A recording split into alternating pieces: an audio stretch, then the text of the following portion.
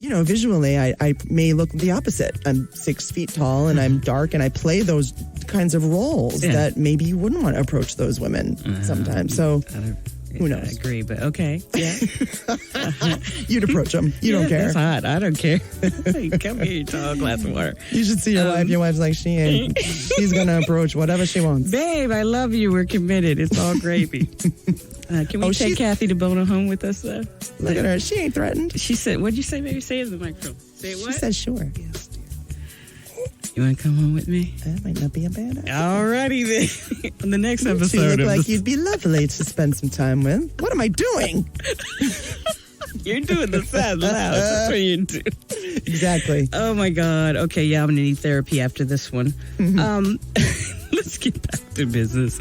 Satin Lounge in 2008, Cathy combined her education, her skill set, her interest to create What's Your Problem? Many of you are familiar with the online weekly video blog that focused on delivering sound advice to people who were writing to her. It was extremely successful. It was nominated for Logo's New Now Next Award, Curve Magazine. I think they even nominated it as one of the greatest web series out there a couple of years running. Why do you think it was so successful? Is it a common thread that maybe lesbians and LGBT folk just want someone to listen to them? Do you think?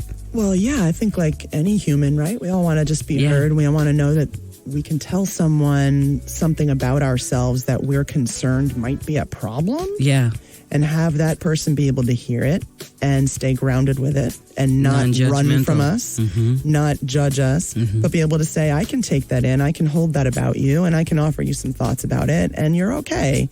And I think one of the things I didn't see coming, which may have been part of its success, is there's a lot of kids out there who want to talk to a therapist, and they want to know that that therapist is gay, too. Yeah.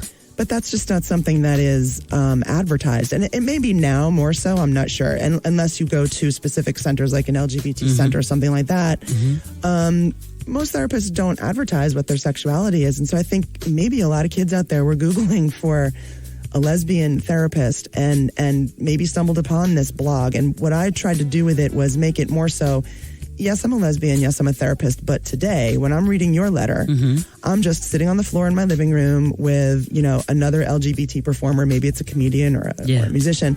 And we're going to be your big sisters and give you our really input. Cool. We're going to give you a place to hang out with, an LGBT mentorish friendship / Wow. I happen to be a therapist at the same time. So I wanted to really make it a comfortable, fun thing and not like a boring, you're sitting here getting spoken at by a therapist kind of a. So they did most of the talking. You did most of the listening. Is that how it worked out? Well, they wrote to me and then I would sit and discuss it with a guest and try to have a good time with it and give them some answers and some connection out there so they didn't feel alone with their problem. What kind of feedback did you get from, was there ever a moment or a letter or a person that just, seared your heart from saying, I was absolutely, this was supposed to be a part of my path. I was supposed to do this. Yeah. And even as you asked the question, I just got chills because What's Your Problem has blown my mind. That video blog, obviously you put something online, it lives there forever. Right. So even folks who weren't around when you were first putting them up are still finding them because they're on YouTube or on various websites and stuff. And so I get Facebook messages or email messages all the time that are of the nature you just described. And I am always moved. I am always super happy that we did these. And I am always super happy that I avoided everyone who told me we should monetize them and put them behind a firewall where someone had to pay 99 cents a video or whatever it was. And for whatever reason, anytime I ran that through my internal filter, I said no to that. That was not with What's Your Problem. No, these are supposed to just belong to the world and be out there for everyone to come together with. They're not only a good time, but I really took my time covering serious issues and made them fun. And I want the whole world to be able to get together with them. I don't need to make 99 cents off a click for that video. Because what you gained from that is absolutely intangible to begin with. Yeah. Or the kids I've met at different events who've come up. One girl came up at an event with the date tattooed on her arm. Wow. It was a date that she'd watched a What's Your Problem, and something clicked for her, and she came out to her entire world on that date. Whoa. And so she tattooed it on her arm and came to an event to share that with me, and it moved me beyond. I mean, I can't even Wow. Yes, it does move me. Because the common thread really is, what's your problem? We all have them. So it's Absolutely. just about helping each other. I love the big sister approach. We need that so much in our community to begin with. You need someone to lean on. We need to share our stories, which makes so much sense when I want to jump way ahead to what it is you're working on currently. All right.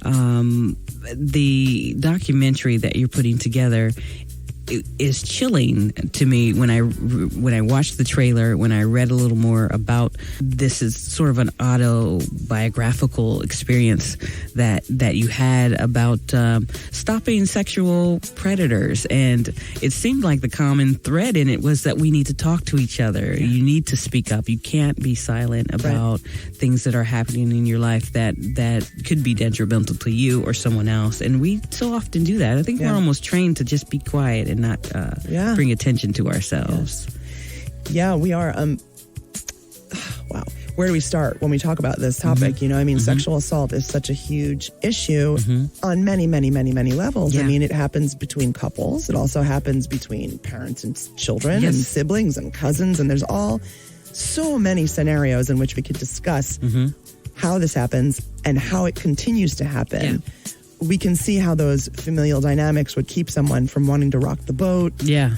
So often victim psychology is that the offender knows how to make that victim feel responsible for the situation they got themselves into, or they know how to take someone with an already weak sense of themselves, or let's face it, children who have no sense of themselves. Right. But in this scenario for this documentary, it's of a different kind of sexual assault. This is the random stranger on stranger sexual assault. This is the serial killer type of predator type of assault. And in 1999, I was approached by a man at the Century City Mall.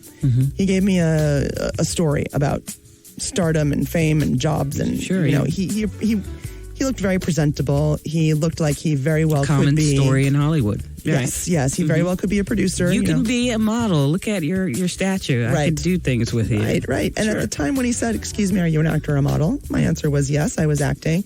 And so I sat and listened to him, and for whatever reason, I knew that he was up to no good. And I called my dad in New York, who was a detective at the time.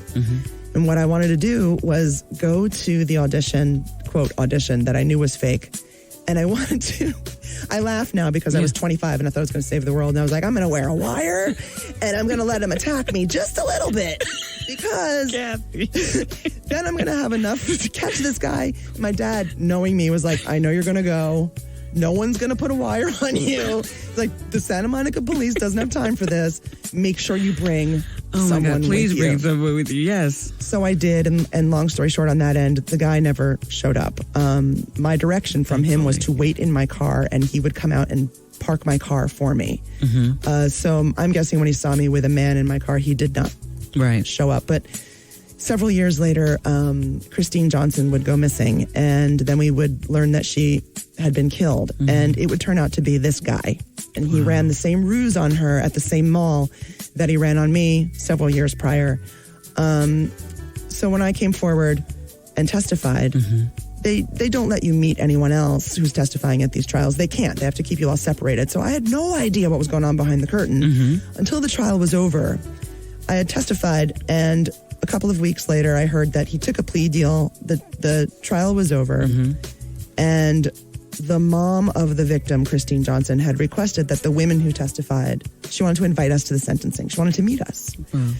So I went to that, and I got to meet Terry, which is Christy's mom, and I got to meet one of the other women who actually had couldn't testify in this trial, but he had attempted to rape her in the past.